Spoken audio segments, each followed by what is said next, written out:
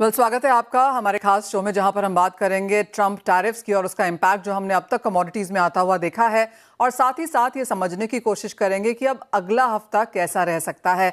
अगर प्राइसेस को यहाँ पर देखें तो कच्चे तेल में अब तक इस हफ्ते में हमने करीबन 10% तक की गिरावट आते हुए देखी है।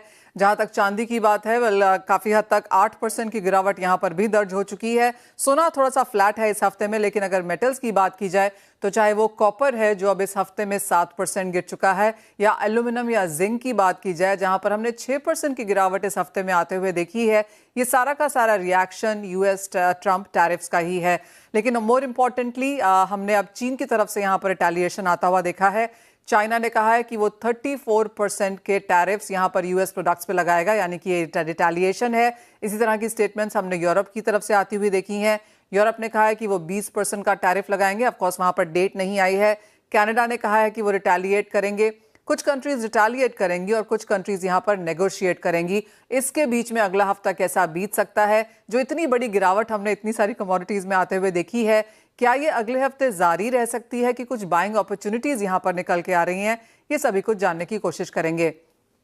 हमारे पास आज शो में आम्रपाली गुजरात के सीईओ चिराग ठक्कर हैं, जीजेसी के एक्स चेयरमैन नितिन खंडेलवाल, मोतीलाल ओसवाल से किशोर नारने और बैंस होल्डिंग के सीईओ चिंतन मेहता। आप सबका कार्यक्रम में स्वागत है। किशोर, ऑफ कोर्स साहब, जिस तरह से ये हफ्ता रहा है, ऐसा लगता नहीं है कि अगला हफ्ता कुछ बेटर हो पाएगा, क्योंकि रिटेलिएशंस अब आने शुरू हो गए हैं। जैसे ही हमने चीन की तरफ से वो रिटेलिएटरी मैसेज आता हुआ देखा, सडनली और गिरावट मार्केट्स में बनती हुई नजर आई है। कॉपर, कच्चे तेल में गिरावट है। क्रूड 2 दिन से लगातार 6% यहाँ पर गिर रहा है। तो पहले अगर हम गोल्ड की यहाँ पर बात करें, समझने की कोशिश करें, जो सेफ हेवन बाइंग सोने में आनी चाहिए थी वो शायद बहुत पहले ही आ चुकी है, आप कहेंगे, और जो करंट लेवल्स हैं अगर सोना इनको होल्ड कर सके तो भी बहुत है। साथ ही साथ जिस तरह से क्रूड में मुनाफा वसूली है, उसके क्या इम्पैक्ट रह सकते हैं? Good evening Manisha. I think ये पहली बार देख रहे हो रिटेलिएटरी टैरिफ्स के सामने रिटेलिएटरी टैरिफ्स हो रहे हैं। सो आई थिंक ये एक मिसाइल के सामने दूसरा मिसाइल चल रहा है। सो आई डोंट नो ये कहाँ पे एंड होगा, because everybody is calling their tariffs as retaliatory. So thing is कि इसमें ऐसी अगर आप वॉर कर रहे हैं, एक सीधा वॉर कर रहे हैं, तो कुछ बड़ा हादसा हो जाता है या कुछ बड़ा मतलब ज्यादा लोगों का मतलब डेथ होता है, वो सब में आपको generally you slow down the tempo of the war kind of thing. So in this kind of trade war basically क्या है कि आपको तुरंत इसका जो नतीजा है वो नजर नहीं आता है कि कौन जीत रहे हैं। एंड हालांकि इस वॉर में तो सब लोग हारेंगे, एंड बिकॉज ये कंप्लीट ग्लोबलाइजेशन का रिवर्सल है। एंड जो जो यूएस है, उनके जो इकोनॉमी और उनके जो इंडस्ट्रीज को बचाने के लिए जो टैरिफ्स, अगर फ्लैट टैरिफ्स लगा रहे, बाकी कंट्रीज एक्चुअली जहां पे उनका जो एक्सपोर्ट्स ज्यादा है वहां पे ना लगाते हुए जहां पे इंपोर्ट्स है वहां पे लगाते हैं। सो दोनों साइड और कंप्लीटली आई डोंट थिंक कोई इंडस्ट्री ज्यादा कुछ बचेगा यहाँ पे कि जो टैरिफ का जो ब्रंट है वो उससे बच पाएगा। सो ग्लोबली स्लो डाउन तो आएगा ही आएगा। एंड यूएस का रिसेशन है कि जो जो संभावना है अराउंड आई थिंक 65% के आसपास अभी मार्केट मान के चल रहा है। मेरे हिसाब से 80-90% का आप पकड़ के चल सकता है कि यूएस अगले 18 महीने के अंदर एक मेजर रिसेशन में आ सकता है। दो चीजें इसके वजह से, आपको अगर रिसेशनरी एनवायरनमेंट रहेगा तो आपको इंटरेस्ट रेट्स कम करना पड़ेगा। इंटरेस्ट रेट्स कम करेंगे तो सोने के लिए अच्छा है। दूसरा है ट्रेड वॉर एंड जियोपॉलिटिक्स, जो अभी चल रहा है, जियोपॉलिटिकल से अनसर्टेनिटीज एंड जो वॉर्स चल रहे हैं, वो सबके एक जो यूएस का जो लीडरशिप है वो कहीं ना कहीं अनएक्सेप्टेबल हो गया है। मोस्ट ऑफ द कंट्रीज, इधर इट इज कनाडा हो, यूरोपियन यूनियन हो, एशियन कंट्रीज हो, कि अगर if US leadership itself is challenged both on the economy as well as on the military front, basically US dollar will be challenged. अगर US dollar के अलावा आप अगर रिजर्व्स को थोड़ा भी अगर हम देख रहे थे, अगर आप ग्लोबल सेंट्रल बैंक्स उनका जो dollar reserves, only dollar reserves को अगर 5% के आसपास अगर आपको डाइवर्सिफाई करना है, तो करीब करीब 1000 टन के आसपास का सोना चाहिए करंट लेवल्स पे। सो अगर 5-10% अगर करना चाहता है तो 2000 टन के आसपास का सोना चाहिए। So as a largest buyer, global central banks will continue to support, जब तक ये अनिश्चितता है, जब तक ये जो यूएस का जो सिंगल हैंडेडनेस है, आई think most of the countries थोड़ा डाइवर्सिफाई करने की कोशिश करेगा। एज ऑफ नाउ डॉलर का ऑल्टरनेटिव गोल्ड के अलावा कुछ खास दिख नहीं रहा है, सो गोल्ड का जो है वो चालू रहेगा। बट हालांकि ये सब कहते हुए ये मैं रिस्क और एक कॉशन भी देना चाहता हूँ कि कहीं ना कहीं वॉलेटिलिटी बहुत ज्यादा है, करेक्शंस भी बहुत डीपर रहेगा। कभी ना कभी आपको 150-200 डॉलर का करेक्शन कभी भी देखने के लिए मिल सकता है, तो आप बहुत ही सावधानी के साथ इसमें ट्रेड करना है या निवेश करना है, तो इन्वेस्टर्स को बहुत ही केयरफुल रहना चाहिए। वेल एब्सोल्युटली, अगर हम थर्सडे की बात करें जब ये टैरिफ्स आए तो $100 की मूव तो हमने तभी आते हुए देख लिए थे, 3160 से 3060 के अंतर। तो जैसे आपने कहा 100 से $150 की मूवमेंट यहाँ पर अब एक आम बात हो जाएगी आने वाले कुछ दिनों में। नितिन जी, आपसे एक सेंस लेना चाहेंगे, जिस तरह से ज्वेलरी के ऊपर अब यहाँ पर टैरिफ्स हैं, एक्सपोर्ट्स को एक थोड़ा सा हिट है। ऑफ कोर्स हमारी नेगोशिएटिंग वाली एक स्टैंड है इंडिया की, और माना यह जा रहा है कि 26% से शायद इसको कम करके 10-15%, 20%। इंडस्ट्री ऐसा होप कर रही है कि ऐसा होता हुआ नजर आएगा। ज्वेलरी पे किस तरह का इंपैक्ट देखते हैं आप? देखिए, मैं तो डोमेस्टिक इंडस्ट्री को बिलोंग करता हूं और हमारे यहाँ पे अभी एग्जीबिशन चल रहा है all India gem and jewellery का, जीजे शो डोमेस्टिक काउंसिल का। उसमें जो कल मंदी आई है उसकी वजह से इतना उत्साह हुआ क्योंकि परचेसिंग टनों से होने वाली है, तो दे आर वेल हैप्पी कि अब कुछ मौका मिला है कुछ बाइंग करने का। तो मुझे लगता है कि ये जो 4 दिन की ट्रेडिंग होंगी इसमें काफी बड़ी बाइंग होंगी। दूसरा, अगर इंटरनेशनल भी अगर देखेंगे तो अगर ये अभी गुड़ी पाड़वा हो गया और अभी आने वाले समय में अक्षय तृतीया है, और हिंदुस्तान की हर पब्लिक, हर ज्वेलर्स मैन्युफैक्चरर मान चुका है कि गोल्ड बढ़ना है। जब तक का ट्रंप है तब तक के बहुत सारे सरप्राइजेस आते रहेंगे। बहुत सारे सरप्राइजेस के बारे में नारने साहब ने बताया, मैं उनकी बात से पूरी तरह सहमत हूं। ऐसे कई सरप्राइजेस आएंगे और ये सारी अनसर्टेनिटी बताती है कि gold is a safe haven. Silver थोड़ी ओवर रिएक्ट कर गई है, तो वो भी मैंने देखा है कि यहाँ पे इस बार हमारे शो में सिल्वर का भी भारी मात्रा में बाइंग हो रही है। तो सब मिला के दिखता है मुझे कि गोल्ड के अंदर अच्छी मात्रा के अंदर और बढ़ोतरी के लिए स्कोप है। ये एक थोड़ा सा रिवर्स जो है, ये टैरिफ को समझने के अंदर लोगों को अनसर्टेनिटी आई है, और मुझे मार्केट के अंदर बहुत बढ़िया तेज रफ्तार से तेजी दिख रही है आने वाले समय में। तो हमें यहाँ पर काफी बुलिशनेस देखने को मिल सकती है, और यही रिपोर्ट हमने ग्लोबल बैंक्स एंड ब्रोकरेजेस की तरफ से भी आते हुए देखी है कि जून जुलाई तक ही यहाँ पर सोना शायद 3200-3500 बनता हुआ नजर आए, और अगले 3, 4, 5, 8 साल तक जिस तरह का सिनारियो अब यहाँ पर बनता हुआ नजर आया है, काफी ज्यादा तेजी यहाँ पर एक्सपेक्टेड है आगे जाकर मार्केट्स में।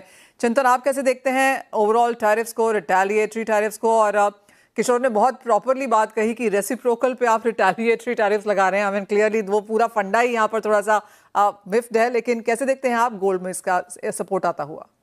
मनीषा, किशोर ने जैसे डिटेल में बताया ही है कि डी डॉलराइजेशन करना है, डिफ्लेशन होगा तो इंटरेस्ट रेट कट होगा, इन्फ्लेशन आएगा तो भी उसका हेज गोल्ड है। तो गोल्ड लॉन्ग टर्म में तो तेजी ही बनती है। बट जहां तक मेरा समझना है, अगर आप वहां पे इन्वेंट्री देखोगे सीएमई में, वो 1400 टन की इन्वेंट्री हो गई, और ये तो रजिस्टर्ड इन्वेंट्री है। इसके सिवाय इनविजिबल इन्वेंट्री होती है, सोशल इन्वेंट्री होती है। तो लगभग लगभग 2000 टन सोना यूएस के अंदर पड़ा है। अगर एक बार के लिए अगर ये इवेंट खत्म हो गया, जो भी इवेंट था, जो भी अनसर्टेनिटी थी, अगर वो खत्म हुई है, तो वो सोना कौन लेगा? यूएस के अंदर कोई सोना फिजिकली लेता नहीं है।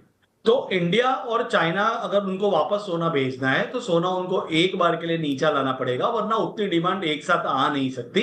और वहां अगर वो सोना पड़ा रह जाएगा तो उसकी होल्डिंग कॉस्ट जो है वो उनको भारी पड़ेगी।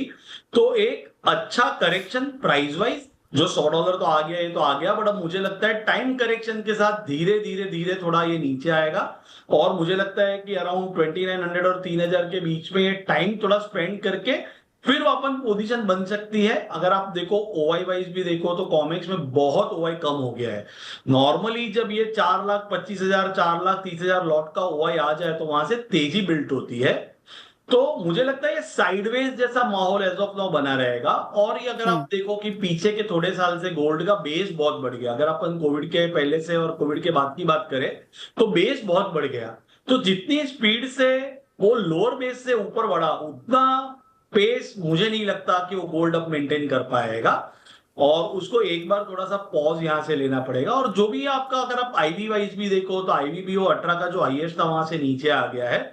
तो कहने की बात है कि जो भी इवेंट था, जो भी डालना था मार्केट को, एक बार ये लग रहा है कि ये हो चुका है। मार्केट में वो सब कुछ प्राइस्ड इन है, तो ये जो भाव है उसके अंदर प्राइस्ड इन है। और थोड़ी सी भी अगर रेसिप्रोकल टैरिफ या टैरिफ जो हम बोल रहे हैं वो रिवर्स करने की बात हुई या सहूलियत हुई, तो ये गोल्ड और बेरिशनेस आ जाएगा। और अगर ये इसी तरह से रहता है तो गोल्ड सस्टेन हो जाएगा, बट चांदी तो बिल्कुल नहीं सस्टेन हो सकती। वेल, बात अब हम चांदी की ही करेंगे और बहुत ज़्यादा बड़ी मुनाफा वसूली हमने चांदी में यहाँ पर आते हुए देखी है। मल्टी मंथ लोज पे तो है ही, और इस हफ्ते में 8% की गिरावट भी है। और वो नितिन जी का एक पॉइंट सही है कि मुनाफा वसूली आई है तो खरीदारी यहाँ पर इंडियन मार्केट्स में अच्छी खासी होगी, क्योंकि जिन लोगों को लगता है कि खरीद नहीं पाए या आगे जाकर फिर और बढ़ सकता है, तो वो ऑफकोर्स इन डिप्स का यहाँ पर फायदा एब्सोल्युटली उठाते हुए नजर आएंगे।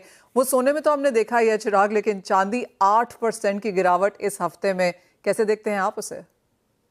निशा जी, तो ये एक्सपेक्टेड था। जैसे ही ये जो टैरिफ की जो क्लैरिटी थी, वो टैरिफ की क्लैरिटी से ही ये दिख रहा था कि अब यहाँ पे करेक्शन आएगा, पर इतने इतने कम समय में इतना ज्यादा करेक्शन एक्सपेक्टेड नहीं था। बिल्कुल एक्सपेक्टेड था एक बार $32 तक चांदी आ सकती थी, पर अभी जब $32 जब ब्रेक करके नीचे ट्रेड कर रहा है, तो नाउ अब ये यहाँ पे थोड़ा सा और सस्टेन करेगा। और एक बार ऐसा हो सकता है कि हर स्पाइक पे अभी मुनाफा वसूली और हो, और ये सस्टेन करेगा 87,500 88,500 के लेवल तक चांदी एक बार आ सकती है।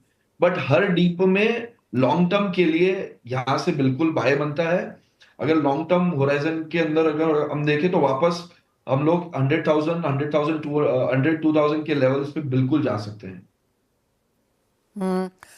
मैं स्विस एशिया कैपिटल के कमोडिटी एनालिस्ट से बात कर रही थी चिराग। उन्होंने बोला कि 30 के अगर नीचे आता है, अगर आपको हायर 20s में यहाँ पर चांदी मिलती है तो भी खरीदने के लिए अच्छी है। और उनका 2 साल का व्यू था कि 2 साल में चांदी $50 पर आउंस पे जा सकती है।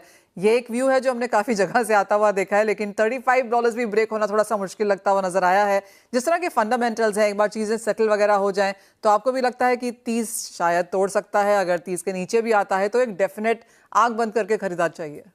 बिल्कुल।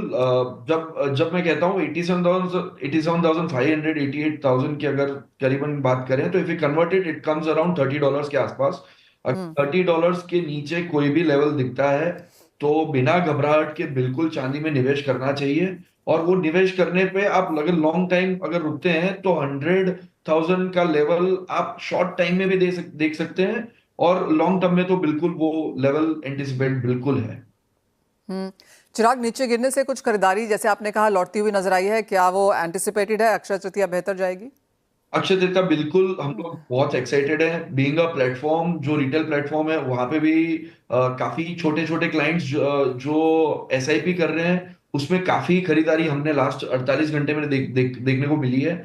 एट द सेम टाइम जो हमारा होलसेल का जो हमारा डेस्क है, वो डेस्क पे हमने काफी सिल्वर जो ओवर द ग्राउंड जो स्टॉक पड़ा हुआ था, वो काफी निकलना शुरू हो चुका है और फिजिकल डिमांड आना शुरू हो चुका है।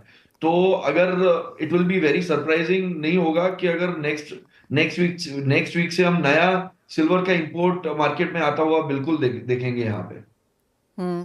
किशोर, चांदी में अब आपकी यहाँ पर क्या सेंस है? थोड़ा सा लैग बिहाइंड करी है ये सोने के, बिकॉज ऑब्वियसली सोना सेफ हेवन बाइंग है, चांदी को वो दर्जा नहीं मिलता है। लेकिन जिस तरह की बहुत भारी करेक्शन इस हफ्ते में देखने को मिली, क्या अगला हफ्ता बेहतर है? और जिस तरह से बाइंग रिकमेंडेशंस यहाँ पर 30 और उसके नीचे हैं, आपका क्या सेंस है? बाइंग रिकमेंडेशंस तो अभी भी कंटिन्यू कर रहे हैं। जो हमारा पुराना टारगेट है 1,25,000 के आसपास का, अभी भी मेंटेन कर रहा है। सो उसमें कोई गड़बड़ नहीं है। एंड जैसा चिराग भाई ने बोला कि लॉन्ग टर्म में सिल्वर काफी अच्छा कर सकता है।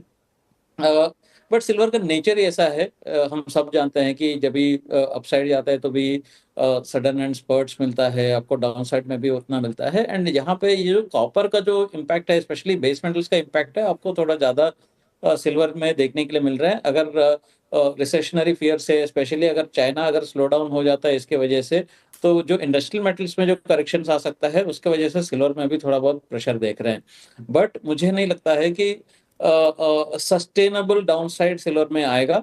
अगेन जैसा गोल्ड का जो तेजी है, उसके पीछे जो सिल्वर का जो उसका जो फॉलो थ्रू पैटर्न है वो कंटिन्यू रहेगा। एनीथिंग क्लोज टू अराउंड $29-28 के आसपास बहुत ही अच्छा लगता है कि as a value buying for long term investors also. शायद $2 आप यहाँ से भी आपको थोड़ा सा डाउनसाइड देख सकते हैं। Again silver is not for light hearted. अगर इवन आप लॉन्ग टर्म इन्वेस्टर से आप हाई कन्विक्शन आप लेके बैठे हैं, फिर भी आपको घबराहट होगा, आपको डराएगा सिल्वर।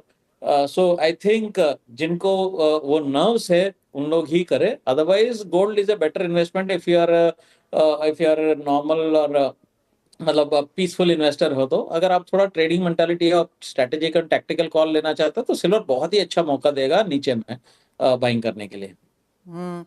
किशोर जैसे राय दे रहे हैं कि अगर आप लाइट हार्टेड हैं, फेंट हार्टेड हैं तो चांदी में ना काम करें। और चिराग, आप कैसे हार्टेड हैं, क्योंकि जिस तरह से चांदी मूव करती है और आप इतने सालों से इस कारोबार में हैं, कैसे करते हैं? देखो, चांदी एक ऐसी चीज है जिससे बिल्कुल डरना जरूरी है, but at the same time अगर आप कंटेंट रहते हैं तो आप वो फ्लो में आपको आप वो फ्लो में आप नैया पार कर जाते हो। तो अगर अगर मान लो, जस्ट फॉर एग्जांपल, अगर सेक ऑफ एग्जांपल अगर देखते हैं, तो जब 1 लाख से जब 95,000 आई तो निवेशकों को लगता है कि यार अब ये सही भाव है, इसको अब ले लेना चाहिए, ठीक है। पर एट द सेम टाइम वही 3 घंटे के बाद आप 92,000 देखते हो तो आपको ऐसा लगता है कि ये खराब एंट्री मैंने ले ली, तो यहाँ पे नहीं रहना चाहिए। तो ये एक जो फियर ऑफ अननोन है, ये फियर ऑफ अननोन चांदी में बिल्कुल रहता है और ये बिल्कुल बरकरार रहेगा। अगर जो इंटेक्ट इन्वेस्टर है, जो ये इन्वेस्ट करके अगर रुक जाता है और लंबे समय तक अगर रुकता है, तो उसको उसका जरूर फायदा होता है। Well absolutely. 20s में हमने चांदी पिछले साल में आते हुए देखी थी, पिछले 2-1 साल में वहां अटकी रही, लेकिन ऑफ कोर्स हायर हाइज हमने बनते हुए देखे हैं। डिफिकल्ट पीरियड्स हैं, लेकिन चांदी में कुछ मुनाफा वसूली का फायदा यहां पर उठाया जा सकता है। ब्रेक में जाएं उससे पहले नितिन जी, आपसे जानना चाहेंगे अब आपकी क्या सेंस है सोने को लेकर। जैसे आपने कहा पॉजिटिव है बायर्स के लिए, लेकिन प्राइसेस अब आगे जाते हुए क्या रेंज देखते हैं आप? देखिए, दो पॉजिटिव न्यूज है। टेरिफ लगाया है, इंडिया के लिए निगेटिव है, लेकिन ऑन द कॉन्ट्ररी चाइना के ऊपर इंडिया से डबल टेरिफ लगाया है। तो मैं इसको देखता हूं कि इंडिया के लिए अपॉर्चुनिटी ज्यादा बन गई, क्योंकि चाइना से इंपोर्ट करके 50%, 52% और इंडिया से करने से 26%, तो इंडिया के लिए बहुत बड़ी अपॉर्चुनिटी है। और मुझे लगता है कि जो ट्रम्प की और मोदी जी की दोस्ती है, उसी के मद्देनजर रखते हुए मौका दे रहे हैं इंडिया से ज्यादा एक्सपोर्ट करने के लिए। Point number 1। पॉइंट आप चाइना का अगर देखेंगे तो 18 साल बाद में पिच ने A+ से उसकी रेटिंग ए कर दिया है। तो चाइना में कहीं ना कहीं इसका निगेटिव इंपैक्ट आता है इकोनॉमी पे, और जब भी इकोनॉमी में कोई अनसर्टेनिटी आती है तो गोल्ड की डिमांड बढ़ती है अनसर्टेनिटी की वजह से। Every bad news is good for gold, ऐसा बोला जाता है। तो ये दो मुझे चाइना की तरफ से संकेत मिल रहा है कि गोल्ड में तेजी और आ सकती है। जैसा सेंट्रल बैंक की परचेसिंग कंटिन्यूस चल रही है, डिमांड इंडिया में उतनी कम नहीं हुई जितना लोगों को डर था कि जिस हिसाब से हमारा अक्षय तृतीया की बाइंग हो रही है, जिस हिसाब से गुड़ी पाड़वे की हुई है, तो मुझे बहुत लंबा मंदी का नहीं दिखता। इसके अंदर टिकट साइज जरूर थोड़ी छोटी हो गई है, लोग बाइंग करने में डर रहे, लेकिन रोका नहीं है किसी ने बाइंग अपनी, कम कर रहे बाइंग लेकिन। एब्सोल्युटली। तो clearly every bad news is good for a good bull, जैसा कि नितिन जी यहाँ पर कह रहे हैं। तो पॉजिटिविटी यहाँ पर खरीदारी में जरूर लौटती हुई नजर आएगी। वेल, ये तो बात हुई सोने चांदी की। चिराग या नितिन जी, आप दोनों का बहुत शुक्रिया साथ जुड़ने के लिए। ब्रेक के लिए रुकेंगे, जब लौटेंगे तो बात हम यहाँ पर करेंगे मेटल्स की, क्योंकि इस हफ्ते मेटल्स में भी हमने बहुत बड़ी गिरावट आते हुए देखी है। अगले हफ्ते के लिए कैसी हो तैयारी, ये आपको किशोर एंड चिंतन बताएंगे इस ब्रेक के बाद।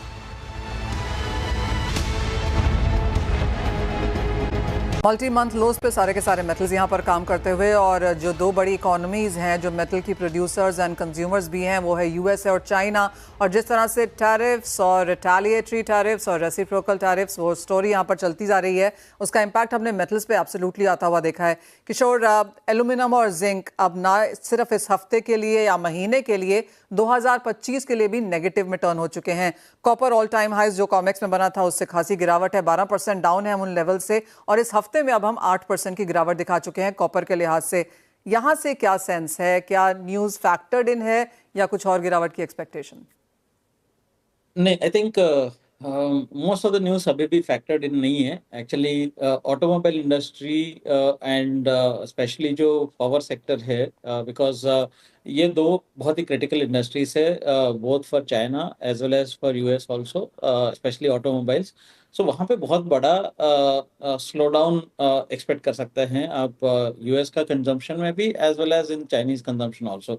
Second is also power sector, अगर ओवरऑल इंडस्ट्री अगर थोड़ा सा लोअर पावर कंजम्पशन, अगर रिसेशन में जाता है तो लोअर पावर कंजम्पशन आएगा, तो पावर सेक्टर में भी थोड़ा इन्वेस्टमेंट्स कम हो जाएगा। सो ये दोनों बेस मेटल्स के लिए एक बड़ा खतरा पैदा कर सकते हैं। शॉर्ट टर्म में आई थिंक कॉपर में अभी भी और गिरावट है, प्रॉब्ली 800 रुपए तक इसमें डाउन साइड जा सकता है, और 25-26 रुपए का डाउन साइड है। अगेन मैं ये नहीं बोल रहा हूँ कि तुरंत आएगा, बिकॉज अभी 7-8% हम लोग ऑलरेडी गिर चुके हैं। थोड़ा बहुत पुल बैक्स आता है तो यहाँ पे वापस बिकॉली करके चलना चाहिए।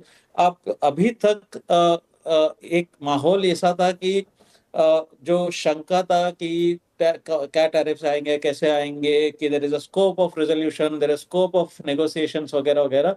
बट अभी the way global economy is disturbed, actually इसको रीसेट करना बहुत ही डिफिकल्ट है। सो डेफिनेटली कहीं ना कहीं ये पेन दिखना चाहिए। सबसे ज्यादा पेन आपको इंडस्ट्रियल मेटल्स में और इंडस्ट्रियल प्रोडक्शन में दिख सकता है, मैन्युफैक्चरिंग सेक्टर में दिख सकता है। एंड चाइना के ऊपर सबसे बड़ा जो टैरिफ्स लगा हुआ है, आई थिंक वो कहीं ना कहीं बेस मेटल्स में ट्रांसलेट हो जाएगा। और कॉपर एल्यूमिनियम दोनों में इसमें गिरावट है। कॉपर आई थिंक थोड़ा ज्यादा गिरना चाहिए, बिकॉज ये जो रिसेंटली ऑल टाइम हाई के पास चला गया है। Well absolutely. चिंतन, आपकी क्या सेंस है? आपको भी लगता है गिरावट जारी रह सकती है यहाँ पे? क्योंकि अभी तो इम्पैक्ट आना बाकी है, ये तो अभी सेंटिमेंट है।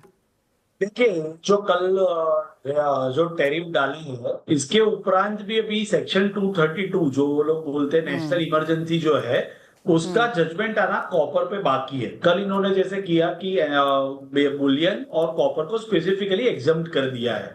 बट अगर वहां पे कॉपर पे और टैरिफ आता है जो ल्यूटनिक, मिस्टर ल्यूटनिक के पास पेंडिंग है और 270 दिन में उनको उसका रिस्पॉन्स करना होता है, वो रिपोर्ट जब आई और वहां पे ट्रंप ने एक बार उनके स्टेटमेंट में तो बोल ही दिया था कि कॉपर पे टैरिफ डालेंगे, तो उस केस पे क्या हो जाता है कि कल से आपका कॉपर का मटेरियल विद इन यूएसए वो 25% महंगा हो जाता है।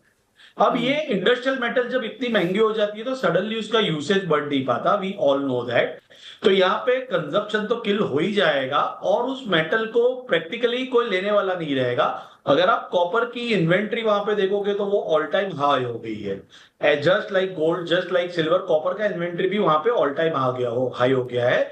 सब लोगों ने एलएमई से कॉपर अपना निकाल निकाल के वहां पे कॉमेक्स के अंदर जमा कर दिया है, तो उतना कंजप्शन आएगा नहीं।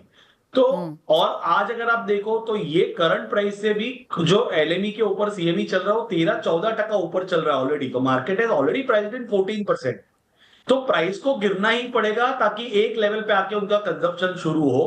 तो ये mid term to long term के लिए ये पूरा बेस मेटल जो सेक्टर है वो नेगेटिव की तरफ चल जाएगा।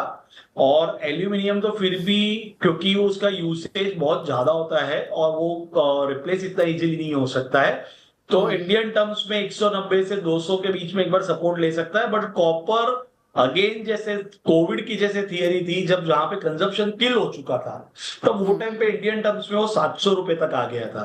तो अब हम इसको रूल नहीं कर सकते कि 700 और 750 के बीच में भी आए, क्योंकि उसी लेवल पे उसका रियल डिमांड चालू हो जाएगा। तो मुझे लगता है दोनों मेटल बहुत बेरिश हो सकता है, बट एल्यूमिनियम फिर भी बेटर है than copper. Point taken. Kishore, dollar index पे अब आपकी क्या सेंस है? क्योंकि 110 का लेवल अब 101 तक आके यहाँ पर पहुंचा है, और जिस तरह से मार्केट्स में मूवमेंट है, ऑफ कोर्स 102 के आसपास कुछ देर पहले यहाँ पर कारोबार हो रहा था, लेकिन यहाँ से क्या डॉलर इंडेक्स में और गिरावट है? इन अ मार्केट जहाँ पर सारे एसेट क्लासेस सेल ऑफ हो रहे हैं, चाहे वो इक्विटी है, करेंसीज है, कमोडिटीज हैं, कहीं तो बेच रहे हैं लोग, कहीं बेचना पड़ रहा है, डॉलर इंडेक्स इसमें कहाँ अटकेगा? Manisha, fundamentally dollar is cash. So अभी तक उसका ऑल्टरनेटिव और या वायबल ऑल्टरनेटिव जो उसको रिप्लेस कर सकता है वो नहीं है। सो जिन काफी देशों को अभी फिलहाल के लिए डॉलर पे जितना कॉन्फिडेंस था पहले उतना कॉन्फिडेंस नहीं है, कमजोर हुआ है। सेकंड इज दैट कि अगर हर देश अपना अपना देखने लगेंगे तो प्रॉब्ली कल अगर जियोपॉलिटिक्स और बिगड़ जाता है तो कहीं ना कहीं हर देश अपने आप को सैंक्शन से बचाव का जो फैसिलिटीज है वो बिल्ड करना चाहता है, जो डॉलर में नहीं रखना चाहता है। तो आई थिंक बट उसके लिए वायबल ऑल्टरनेटिव नहीं है। आप गोल्ड ले सकते हैं, बट गोल्ड का जो लिमिटेड अमाउंट ऑफ सप्लाई है, आप एक beyond a certain point you can not go that.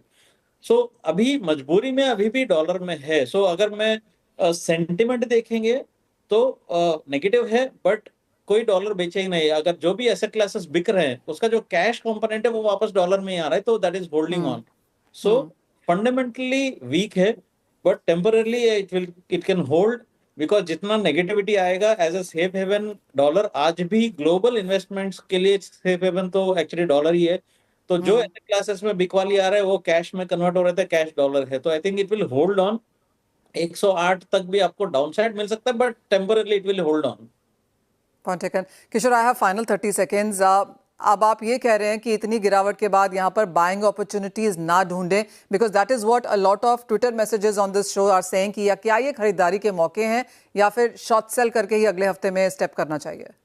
मुझे लगता है कि सिल्वर में खरीदारी का मौका है। अगर ओके 1,000-1,500 रुपए 2,000 रुपए नीचे जाता है तो प्रॉब्ली सिल्वर में बहुत ही अच्छा खरीदारी का मौका होगा, बट डेफिनेटली आपको ये ध्यान रखना पड़ेगा, वॉलेटिलिटी रहेगा। सेकंड इज कि अगर नीचे में ऑप्शंस में अगर आप ट्रेड करना चाहते हैं तो प्रॉब्ली अगर टैक्टिकल कॉल्स लेना चाहते हैं, बिकॉज इतना गिरने के बाद पुल बैक्स भी शार्पर ऑल्सो, राइट। अगर एक पुल बैक आता है तो वहां पे आपको टैक्टिकल अपॉर्चुनिटी लेना चाहता है तो प्रॉब्ली ऑप्शंस एक बेहतर उपाय हो सकता है, एंड ऑप्शंस अवेलेबल है इंडिया में। तो गोल्ड का भी ऑप्शंस अवेलेबल है, मंथली ऑप्शंस भी अवेलेबल है, तो वहां पे आप इन्वेस्ट कर सकते हैं, तो वहां पे आपको रिस्क थोड़ा सा प्रोटेक्टेड हो जाता है। Point taken. तो वेल, अगर एज ऑफ नाउ खरीदारी नहीं करनी है, जैसे हमारे एक्सपर्ट्स कह रहे हैं, यहाँ से और गिरावट भी देखने को मिल सकती है। चांदी में थोड़ी बाइंग अपॉर्चुनिटी है, लेकिन बहुत बड़ी कॉशन है वहाँ पर, क्योंकि बहुत वॉलेटाइल कमोडिटी है, कहीं भी किसी तरफ जा सकती है किसी भी न्यूज़ को रिएक्ट करने के तौर पर। तो एज ऑफ नाउ या तो साइड लाइन्स पे बने रहें या फिर बाजार के और डिटेल्स का इंतजार करें। वेल, किशोर चिंतन, बहुत शुक्रिया साथ जुड़ने के लिए और समझाने के लिए कि कैसे टैरिफ्स को देखा जाए और किस तरह से इस शार्प डिक्लाइन को रिएक्ट भी किया जाए। इसी के साथ फिलहाल इस कार्यक्रम में इतना ही समय है, मुझे दीजिए इजाजत, लेकिन आप बने रहिए CNBC आवाज़ में।